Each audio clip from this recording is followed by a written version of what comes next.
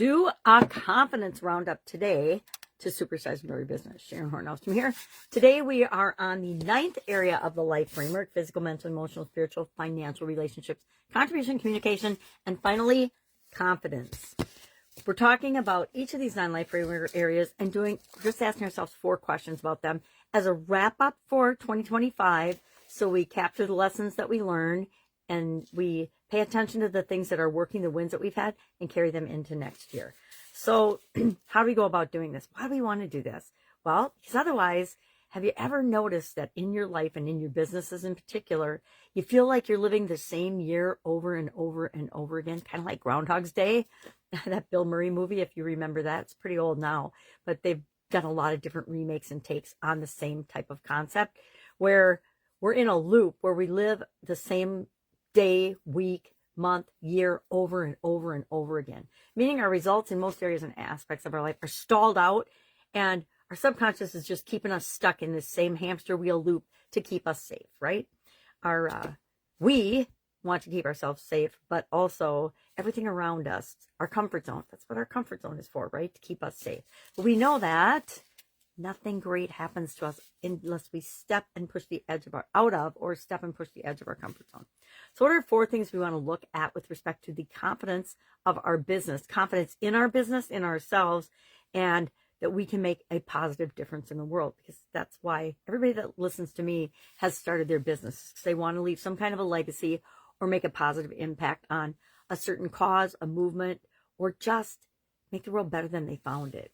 So the first thing we're going to look at is what confidence wins did we have as a business in this past year? What worked out well? What didn't work out well? Maybe you started a new marketing campaign and it did tremendously well. You want to do a postmortem on that and analyze, why did this one promotion work out so much better than the others that we've been doing? Because we want to do more of that, right? We want to get more of those positive results going forward. Second thing we're going to look at, I say write down and capture as many of those things for your company as you can. The best way to do this, in my mind, is to sit down with your leadership team or get on a Zoom for a couple of minutes and just knock them out. Let everybody brainstorm some of those things. Second, we're going to ask ourselves, what are the top 3 lessons that we learned as a business this year? Maybe it's that we have to make more offers. Maybe it's that our message isn't clear to the people that we really want to serve. Maybe we discovered we're serving the wrong people. Ever been there? Of course we have. We've all done that before. And you only do it a couple of times and be miserable before you figure out and say, all right, I need to attract and work with my ideal people, not anybody that comes my way.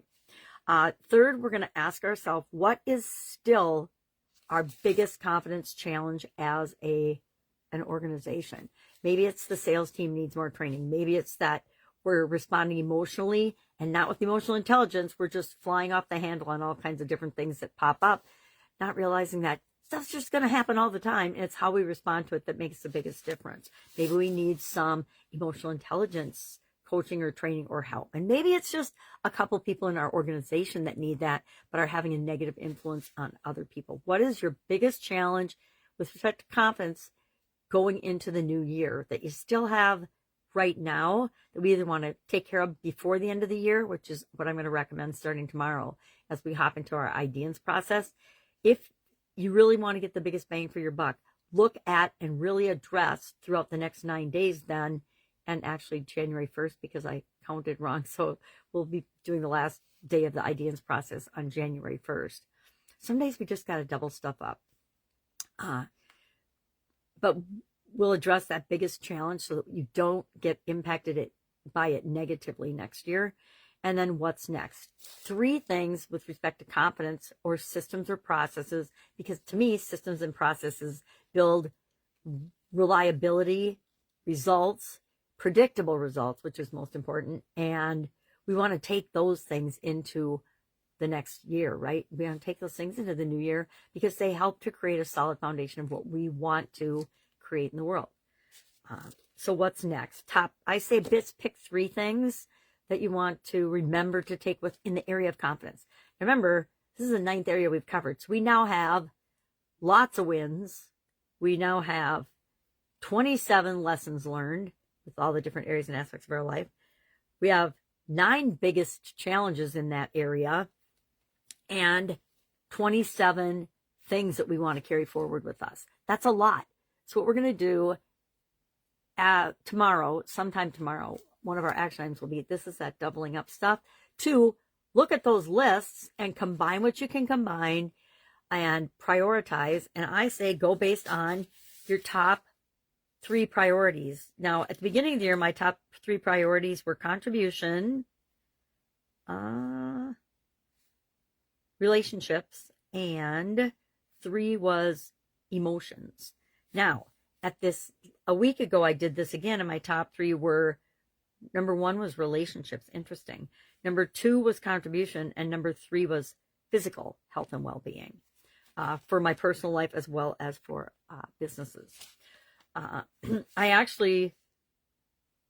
rate and prioritize the 9 areas and aspects of my life. Why? Because it's a way I can measure something more objectively than just, hey, this is my opinions on all these things.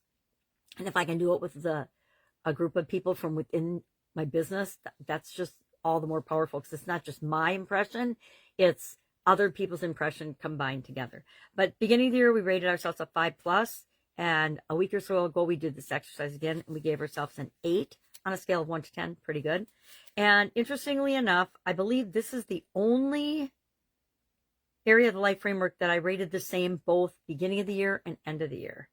Or not rated, prioritized. We had massive improvement in our rating, but the priorities stayed the same. So I always think that's interesting. And that's why I measure things that most people don't measure. And we should, and I say you should too.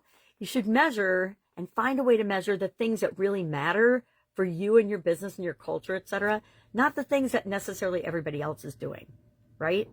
Everybody measures lead flow and profits and all kinds of things.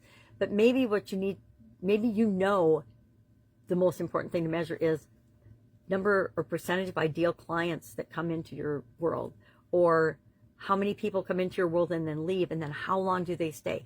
Lifetime value of the customer is my favorite thing to measure, because it tells me about my customer's customer experience. The better experience they have with us, the longer they stay. The longer they stay, the higher the lifetime value of that customer to us.